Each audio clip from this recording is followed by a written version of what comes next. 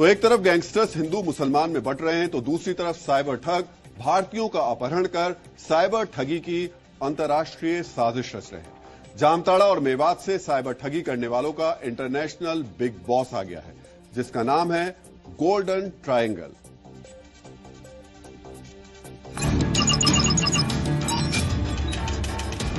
जामताड़ा से या फिर आपके मेवात जैसी लोकेशन से जो स्कैम हुआ करते थे, ये अब शिफ्ट आउट होकर धीरे धीरे कंबोडिया बॉर्डर पर या म्यांमार बॉर्डर पर स्कैम करते हैं। थाईलैंड, लाओस और म्यांमार की सीमा पर स्थित इलाकों में बड़ी बड़ी इमारतों में साइबर ठगों का अड्डा बना हुआ था।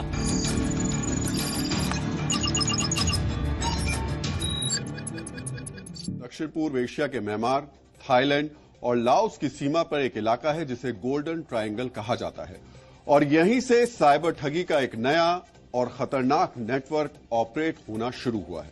ये काम कैसे करता है, इसका खुलासा ईडी की चार्जशीट से हुआ है, जिसमें 4 बड़ी बातें हैं जो आज आपको जरूर पता होनी चाहिए। पहला, ये नेटवर्क देश के सैकड़ों लोगों को नौकरी का ऑफर देकर गोल्डन ट्रायंगल ले जाता है।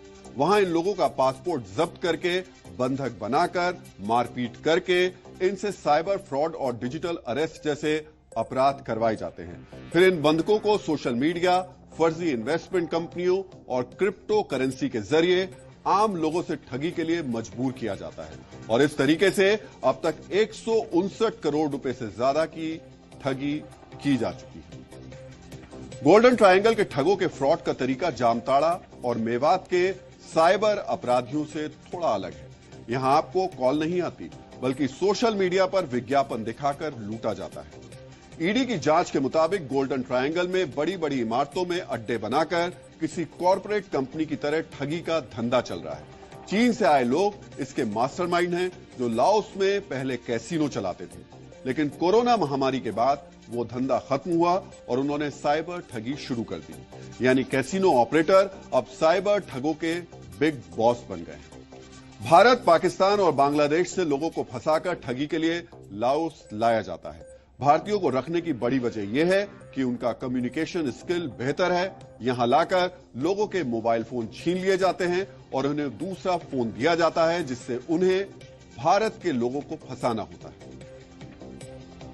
तो फेसबुक पे एडवर्टाइजमेंट डालते हैं, जॉब के नाम पर इंडिया से कुछ लोगों को लेकर जाया जाता है। वो फिर यहां से जाते हैं थाईलैंड, और फिर थाईलैंड से उनको इलीगल तरीके से बॉर्डर क्रॉस कराकर दूसरी कंट्री में लेकर जाया जाता है। वहां पर बेसिकली इनको कैद कर लिया जाता है। तो वहां पे बेसिकली उनको फोर्सली साइबर फ्रॉड्स करने के लिए बोला जाता है। जो इंडियंस यहां से जाते हैं उन्हीं को ट्रेन किया जाता है साइबर फ्रॉड करने के लिए। वहां पे चाइनीज कुछ हैंडलर्स हैं जो कि नॉर्मली क्या करते हैं, वो उन लोगों को ट्रेन करते हैं क्रिप्टो करेंसी से पैसा कैसे मंगवाना है। जो यहां से सिम कार्ड जाते हैं, उन नंबर्स को वहां पे कॉन्फ़िगर किया जाता है। बड़ा हाईटेक एक सेटअप वहां पे बनाया जाता है। तो भारतीयों को अपराधी कैसे बनाया जाता है, ये आपने देखा। अब ये समझिए आपकी जेब से पैसे निकालकर कैसे ये सीमा पार लेकर जाते हैं।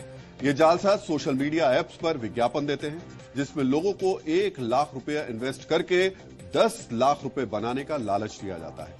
इन विज्ञापनों पर क्लिक करते ही लोगों को व्हाट्सएप ग्रुप से जोड़ दिया जाता है। फिर नकली मोबाइल एप्स डाउनलोड करवाकर इनके पैसे लूट लिए जाते हैं। पीड़ितों को जब तक इसका पता चलता है तब तक बहुत देर हो जाती है, और ये ठग उनकी मेहनत की कमाई पर हाथ साफ करके अगला शिकार ढूंढने में लग जाते हैं। लेकिन ये कोई छोटा मोटा धंधा नहीं है।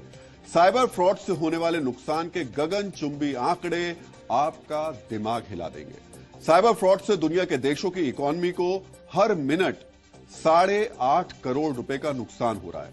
यानी जिन 60 मिनटों तक आप अपना पसंदीदा कार्यक्रम डीएनए देखते हैं, उतनी देर में साइबर ठग 514 करोड़ रुपए का चूना लगा देते हैं। 2024 में पूरी दुनिया में करीब 814 लाख करोड़ रुपए के साइबर क्राइम हुए, जिसमें फ्रॉड, डिजिटल अरेस्ट जैसे मामले शामिल हैं। यह आंकड़ा इतना बड़ा है कि अगर साइबर फ्रॉड कोई देश होता तो उसकी इकोनॉमी दुनिया में अमेरिका और चीन के बाद तीसरे नंबर पर होती, और इसकी बढ़ने की रफ्तार भी बहुत तेज है। 2028 तक यह आंकड़ा 1183 लाख करोड़ रुपए तक पहुंच जाएगा। ताज्जुब और चिंता में डालने वाली बात यह है कि दुनिया में सुपर पावर अमेरिका जैसे बड़े बड़े देश भी साइबर फ्रॉड पर लगाम नहीं लगा पा रहे। तो साइबर ठगी के अलावा हमारे देश